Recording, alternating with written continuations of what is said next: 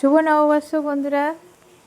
দেখো আজকেও মায়ের বাড়ি নিমন্ত্রণ আছে, আমাদের বেশিরভাগ মায়ের বাড়িতেই নিমন্ত্রণ থাকে। তো মায়ের বাড়ি দেখো মা কত কিছু রান্না করেছে নববর্ষে।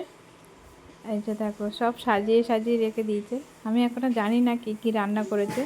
তো চলো দেখে নিই একবার।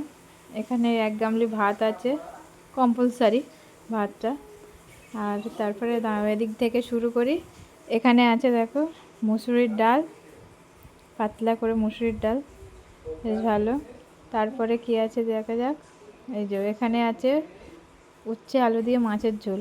এটা মেয়ের জন্য করেছে, কারণ মেয়ে তো ঝাল খায় না, মেয়ের জন্য করেছে, সবার জন্যও করেছে, বেশি করেই করেছে। আর লম্বা লম্বা বেগুন ভাজা আছে এদিকে দেখতে পাচ্ছি।